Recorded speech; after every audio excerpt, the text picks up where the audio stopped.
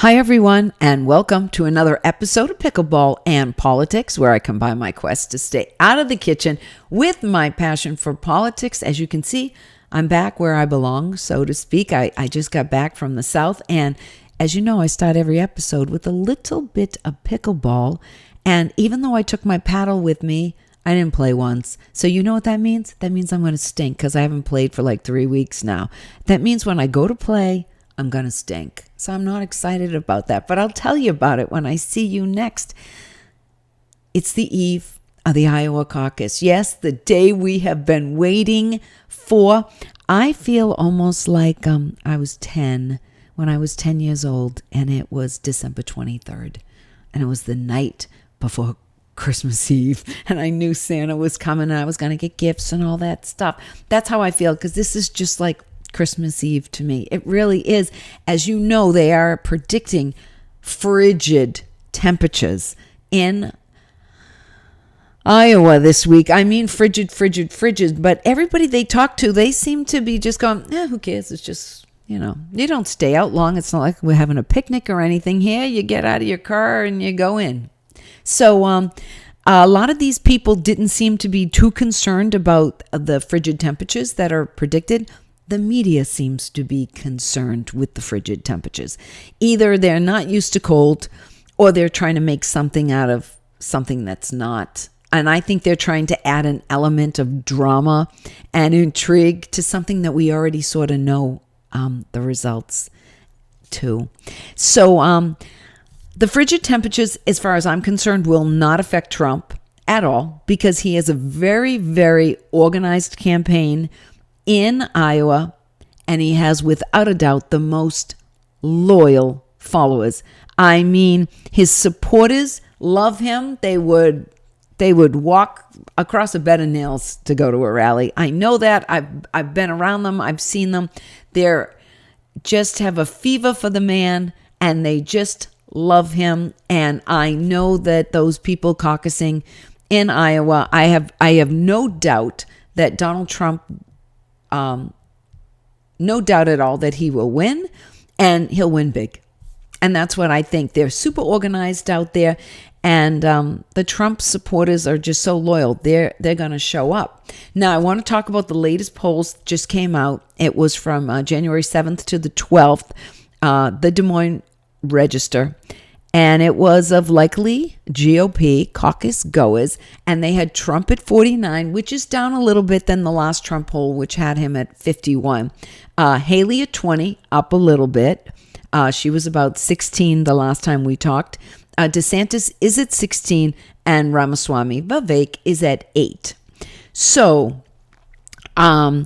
the Des Moines Register pollster, the woman said that in all of her years polling, she has never seen so little enthusiasm for somebody that was polling 20%, and that would be Nikki Haley. She said there's just no enthusiasm around her supporters, and I agree. Now, if the weather is that cold, that could affect Nikki Haley.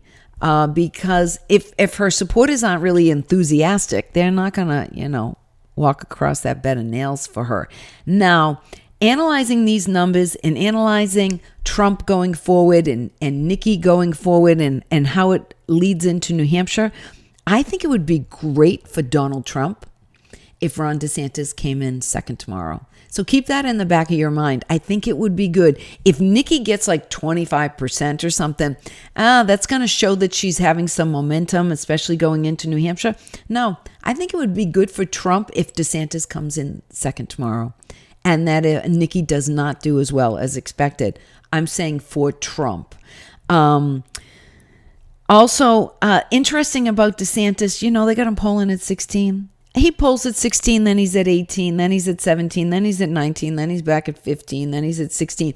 He can't seem to get out of his own little sweet spot of like this 15% support in Iowa. And he spent so much time in Iowa, but he just can't budge from getting any more support. He's just hovering around that same number consistently, regardless of how much effort he's put in. And he's really put so much effort into Iowa. It should be interesting if he comes in third, if he shows up in New Hampshire. I kind of think that all of the Four Musketeers, I'll call them that, we know Trump is going to be there, and we know that Nikki Haley is going to be in New Hampshire. I think that Vivek and Ron DeSantis owe it to the voters of New Hampshire to not step out until at least after New Hampshire. Give the people their chance to vote, I heard one guy this morning on Talking Heads, a likely voter. I believe he said, I don't remember who he said he was going to vote for. I think he said he was going to vote for Nikki Haley, but he did not believe that Trump should be off the ballot anywhere. And he felt that by taking Trump off the ballot, like in Colorado and stuff, that it actually made him more mad and made him want to support Trump more, because he feels like they are trying to take our choice away from us. And I think that's what's so exciting about Iowa and then New Hampshire, is that we as the voter, all this talk, and yet nobody's cast a ballot or canvassed or wrote down who they want on a piece of paper yet. And that's what we want. We want to be heard. That's why I say to you all the time, I think everybody should get a mic and everybody should just start talking about how they feel, because we all just sort of want to be heard. So those are the numbers in Iowa. It should be interesting what happens come Tuesday, because they're all going to descend on New Hampshire. I already have reservations at a Vivek rally and at a Trump rally next week, so I will be reporting on those. I hope to see the Four Musketeers next week. That's my goal, to see them all at least once.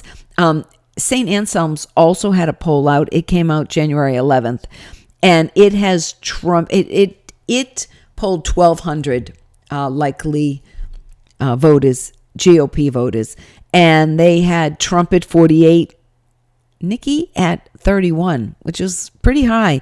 And then DeSantis and Ron at 6. So that's what it's looking like in New Hampshire. Like I said, I think it would be great for Trump, for DeSantis to come in second in Iowa. I do think it would be just fantastic for that to happen, because it would show that Nikki is third, even though she's supposed to have all this trajectory behind her and moving her forward and the whole bit. DeSantis can't budge, and Nikki has 20%, but no enthusiasm. I think Vivek will do well. I won't be surprised if he gets 10% in Iowa, which I consider well. He's very organized, and I do think he's going to do really, really good. It's here. It's happening. We've got Iowa tomorrow. It's going to be cold, but it's always cold in January in Iowa. This is nothing new. It should be so interesting to see how well Trump does. If he's going to do better than expected, will Nikki do worse than expected? Will DeSantis do better? How will Vivek do? We're going to know all these answers really, really soon. Like I said, I plan on seeing them all this week in New Hampshire. So that's what I got. I'm telling you, I'm excited going into this tomorrow. Trump seems to have a huge lead in the polls, and he's very organized in Iowa. So let's do this. Let's see what happens. I love your comments. Please follow me. Give me a thumbs up.